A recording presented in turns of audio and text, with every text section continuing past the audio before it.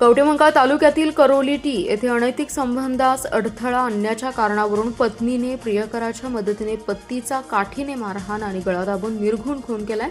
गळफास लावल्याचा बनाव करण्यात आला. शवविच्छेदन न करता अंत्यसंस्कार करून पुरावा नष्ट केला, परंतु 7 दिवसातच कवठेमंकाळ पोलिसांच्या कारवाईमुळे बिंग फुटलं. करोलीटी येथील खुनाला वाचा फुटलीये. पोलीस ठाण्यात 4 जणांविरुद्ध गुन्हा दाखल करण्यात आलाय.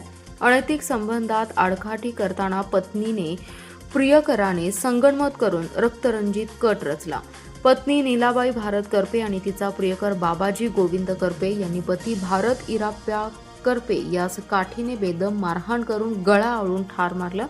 नंतर मृतदेह खिडकीजवळ ठेवून गळफास घेतल्याचं नाटक रचलं. इतकंच नव्हे तर आरोपीची मुले मनोज भारत करपे आणि अनिकेत भारत करपे यांनी मृतदेह उपजिल्हा रुग्णालयात आणला.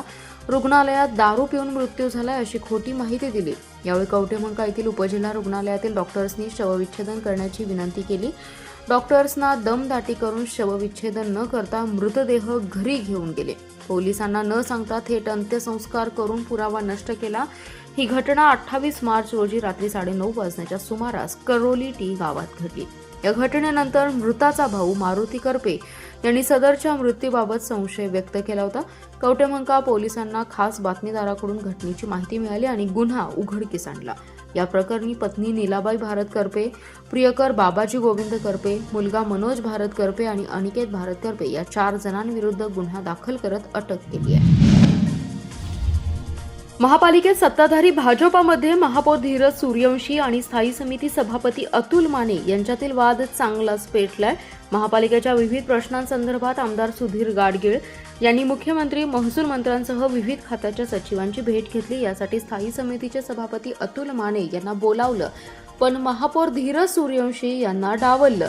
यापूर्वी देखील भाजपमध्ये हा संघर्ष झाला होता. आता आणखी तीव्र वळणावर हा संघर्ष पोहोचलाय. त्यामुळे पालकमंत्री चंद्रकांतदादा पाटील यांनी मध्यस्थी करण्याची गरज आहे.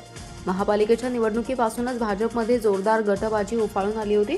मात्र पालकमंत्री चंद्रकांतदादा पाटील यांनी पक्षातील गटबाजी संपवून निवडणुकीला सामोरे गेले होते. मात्र त्याचा काहीसा परिणाम निवडणुकीत झाला आणि भाजपला एकहाती मिळणारी सत्ता गेली. राष्ट्रवादी काँग्रेस पक्षाला सोबत घेऊन भाजपला सत्ता स्थापन करावी लागली. निवडणुका झाल्यानंतर पक्षातील वाद संपेल अशी अपेक्षा होती, पण पदाधिकारी निवडीत पक्षातील अंतर्गत राजकारण उफाळून आलं. महापौर पदाची माळ धीरज सूर्यवंशी यांच्या गळ्यात पडली. यावेळी सुधीर गाडगीळ गटाने नाराजी व्यक्त केली होती. त्यानंतर स्थायी समिती सभापती निवडीत आमदार गटाने बाजी मारत अतुल माने यांना संधी दिली. माने हे आमदार गाडगीळ यांचे निकटवर्तीय मानले जातात. त्यामुळे स्थायी समितीपासून प्रभाग समित्या आणि समाज कल्याण समितीपर्यंत आमदार गटाचे वर्चस्व असल्याचं दिसून येते. एका प्रभाग समितीत भाजपचे वर्चस्व होतं.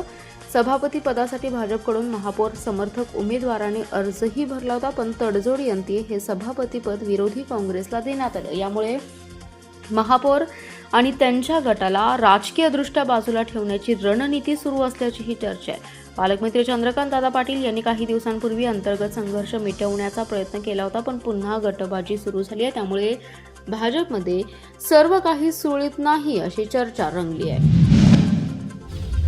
सांगली कृषी उत्पन्न बाजार समितीचे सहकार विभागाकडून एकतर्फी करण्यात आलेल्या त्रिभाजनाविरोधातील लढा न्यायालयात पोहोचलाय. विद्यमान संचालक, शेतकरी संघटना, ग्रामपंचायती, विकास सोसायट्या आणि जत आणि कवठेमंकाळमधील शेतकरी अशा 4 याचिका उच्च न्यायालयाच्या कोल्हापूर खंडपीठात दाखल केल्या आहेत. या सर्व याचिकांवर शनिवारी सुनावणी होणार आहे. सांगली बाजार समितीचे विभाजन करून सांगली, कवठेमंकाळ आणि जत अशा 3 स्वतंत्र बाजार समित्या स्थापन करण्यात आल्या आहेत. राज्यात नव्याने 65 बाजार समित्यांच्या स्थापन करण्याचा निर्णय राज्य शासनाने घेतला होता, परंतु 6 एप्रिल रोजी सांगली बाजार समितीचे त्रिभाजन करण्यात आलं. या विरोधात विद्यमान संचालकांसह शेतकरी संघटना, ग्रामपंचायती आणि विकास सोसायट्यांनी खंडपीठात विभाजनाविरोधात याचिका दाखल केली आहे. माजी सभापती अनंतराव नलवडे, सुजय शिंदे यांनी शेतकऱ्यांतर्फे दाखल केलेल्या याचिकेत विद्यमान संचालकांची मुदत 2 वर्ष असताना समितीचं विभाजन करणं अन्यायकारक असल्याचं म्हटलंय. जत, कवठेमंकाळ येथील बाजारपेठा अद्याप सक्षम नसल्याने स्वतंत्र बाजार समित्या स्थापन झाल्यास शेतकऱ्यांना अडचणीचा सामना करावा लागेल असंही याचिकेत नमूद केलंय. सांगली जिल्ह्यात उद्योगांच्या वाढीसाठी वाव आहे. उद्योगांना आवश्यक सोयीसुविधा पुरवण्याबरोबरच सांगली जिल्ह्यातील उद्योजकांचे अनेक प्रश्न मार्गी लावण्यास प्राधान्य देणार असल्याचे प्रतिपादन जिल्हाधिकारी डॉ. मैना घोष यांनी केलंय. उद्योग विभागाच्या विविध समित्यांच्या आढावा बैठकीच्या अध्यक्षस्थानावरून ते बोलत होते. जिल्हाधिकारी कार्यालयातील बैठक कक्षात आयोजित या बैठकीस महापालिका अतिरिक्त आयुक्त राहुल रोकडे, विद्या कुलकर्णी, वसुंधरा बिर्जे यांच्यासह समितीचे सदस्य, सांगली मिरज असोसिएशनचे अध्यक्ष विनोद पाटील, संचालक संजय आर्नके, कृष्णा व्हॅलीचे रमेश आरवाडे, चंद्रकांत पाटील, गोविंदराव मराठे यांच्यासह पदाधिकारी आणि उद्योजक आणि संबंधित शासकीय विभागाचे सर्व अधिकारी उपस्थित होते. यावेळी जिल्हा उद्योग मित्र समिती सभा, जिल्हा सल्लागार समिती सभा, जिल्हा निर्यात प्रचालन समिती सभा आदी उद्योग विभागांशी संबंधित आढावा बैठक घेण्यात आली. तसेच उद्योगांना एलपीजी गॅस पुरवठ्याच्या अनुषंगाने चर्चा करण्यात आली आहे. जिल्हाधिकारी डॉ. मैना घोष म्हणाले, MSE, CDP आणि MSI योजनेअंतर्गत राज्य शासनाचे 90% अनुदान मिळतं. या पार्श्वभूमीवर जिल्ह्यात NABL टेस्टिंग लॅब सुरू करण्याची कार्यवाही सुरू झाली आहे. मात्र या योजनेत सहभागी होण्याच्या अनुषंगाने उद्योजकांनी सकारात्मकतेचा विचार करावा. अधिकाधिक उद्योगांनी या प्रकल्पात सहभागी व्हावे. त्यामुळे या भागातील उद्योगांना टेस्टिंगसाठी अन्यत्र जावं लागणार नसल्याचं त्यांनी सूचित केलं. सांगली व कुपवाड स्मशानभूमीतील गॅस दाहिनीची देखभाल दुरुस्ती करण्यास अल्फा कंपनीकडून टाळाटाळ होते. प्रशासनाला देखील कंपनीकडून बेदखल करत आहेत. त्यामुळे या कंपनीला काळ्या यादीत टाकण्यापूर्वीची नोटीस देण्याचा निर्णय महापालिकेच्या स्थायी समितीच्या सभेत घेण्यात आलाय. स्थायी समितीची सभा अतुल माने यांच्या अध्यक्षतेखाली पार पडली. या सभेत गॅस दाहिनीचा विषय गाजला.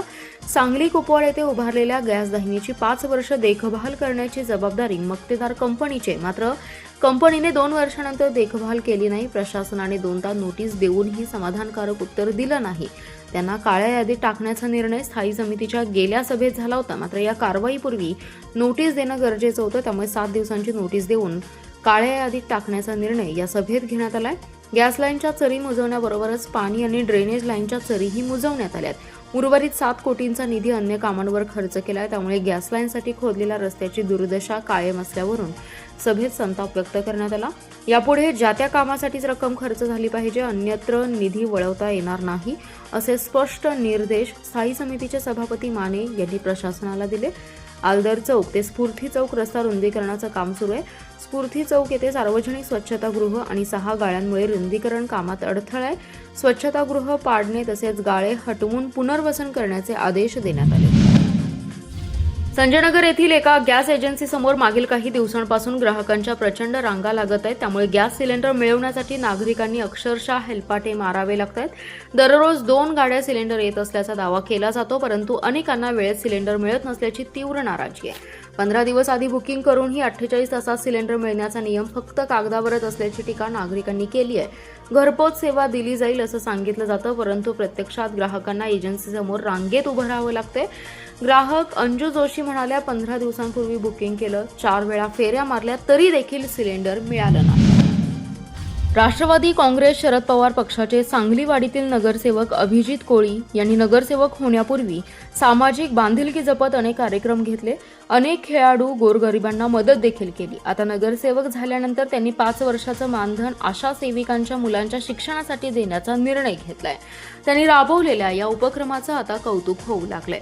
सांगलीवाडीतील सामाजिक कार्यक्रमात नगरसेवक अभिजित कोळी गेल्या अनेक वर्षांपासून सक्रिय आहेत. सामाजिक काम करत असताना त्यांनी यापूर्वी खेळाडूंना प्रोत्साहन म्हणून आर्थिक मदत केली होती. अनेक राष्ट्रीय आंतरराष्ट्रीय स्पर्धेसाठी खेळाडूंचा खर्च त्यांनी उचलला होता. याशिवाय सांगलीवाडीतील गोरगरीब मुलांच्या शिक्षणासाठी त्यांनी शैक्षणिक साहित्य दिलं होतं. गावातील नागरिकांना सर्व प्रकारचे दाखले मिळावेत यासाठी कार्यालय सुरू केलं होतं. या सामाजिक कार्यामुळे त्यांना सांगलीवाडीचे प्रतिनिधित्व करण्याची संधी मिळाली. महापालिकेच्या 5 वर्षात मिळणारं मानधन त्यांनी आशा सेविकांच्या मुलांच्या शिक्षणासाठी देण्याचा निर्णय घेतलाय. प्रत्येक घरात पोहोचून आरोग्य सेविका आरोग्यविषयक सेवा देताना त्या निस्वार्थ भावनेनं काम करतात. उन्हात पावसात संकटात या महिला समाजासाठी लढत असतात, पण त्यांच्या स्वतःच्या घरातील मुलांच्या शिक्षणाचा प्रश्न मात्र अनेकदा दुर्लक्षित होतो. याच वास्तवाला भिडत अभिजित कोळी यांनी ही मदत करण्याचा निर्णय घेतलाय. सांगलीवाडीत या निर्णयाचं जोरदार स्वागत होत असून नागरिकांकडून कौतुकाचा वर्षाव सुरू आहे. सरपंच पत्नीच्या सोबतीने लाच घेणाऱ्या प्राथमिक शिक्षकाच्या निलंबनाचा प्रस्ताव तयार करण्यात आलाय. लवकरच तसे आदेश निघतील अशी माहिती प्राथमिक शिक्षणाधिकारी मोहन गायकवाड यांनी दिली आहे. दरम्यान लाच स्वीकारणाऱ्या सरपंच शीतल पाटील यांच्यावर ही कारवाईची टांगती तलवार असल्याचं स्पष्ट आहे. बाळासाहेब आकाराम पाटील असं शिक्षकाचे नाव आहे. सोमवारी सायंकाळी पत्नी शीतल यांच्यासह त्याला 35,000 रुपयांची लाच घेताना पकडण्यात आलं होतं. पेव्हिंग ब्लॉकच्या कामाचे ग्रामपंचायतीकडे हस्तांतरण करून घेण्यासाठी आणि शासकीय कपाती परत करण्यासाठी त्यांनी 50,000 रुपयांची लाच मागितली होती. तडजोडी अंती 35,000 रुपयांवर व्यवहार ठरला. शिराळा तहसील कार्यालयासमोरील एका हॉटेलच्या पोर्चमध्ये लाच स्वीकारताना त्यांना रंगेहात पकडण्यात आले. लाचलुचपत प्रतिबंधक विभागाने त्यांच्या विरोधात शिराळा पोलीस ठाण्यात गुन्हा दाखल केलाय. त्यांना अटक करण्यात आली आहे. या कारवाईची माहिती शिराळा गटविकास अधिकाऱ्यांनी आणि गट शिक्षणाधिकाऱ्यांनी जिल्हा परिषदेला दिली. बाळासाहेब पाटील हा जाधववाडी येथे प्राथमिक शाळेत शिक्षक आहे. प्राथमिक शिक्षणाधिकारी मोहन गायकवाड यांनी सांगितले की पाटील यांच्यावरील कारवाईचा अहवाल मागवलाय. त्याला 48 तासांची पोलीस कोठडी झाली असल्यास त्याच्या निलंबनाचा प्रस्ताव तयार करून मुख्य कार्यकारी अधिकाऱ्यांकडे पाठवला जाईल. त्यानंतर त्यांच्याकडून निलंबनाचे आदेश जारी होतील. दरम्यान लाच स्वीकारणाऱ्या सरपंच शीतल पाटील यांच्यावर कोणती कारवाई होणार याकडे लक्ष लागून राहिले.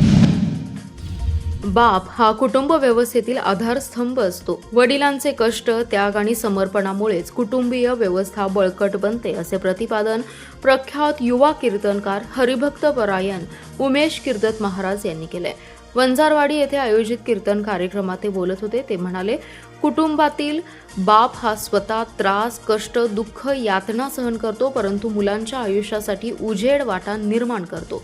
आई घराचं मांगल्य तर बाप घराचं अस्तित्व असतो. आई वडिलांची सेवा करणे हे तीर्थाटन करण्यासारखं आहे. स्वर्गीय लक्ष्मण खरमाटे यांनी गावच्या विकासासाठी आयुष्य वेचलं. समाजासाठी आयुष्य झटणारी माणसं समाजाचे प्रेरणास्थान असतात. त्यांचं समग्र जीवन म्हणजे पुढील पिढीला तारण असतं.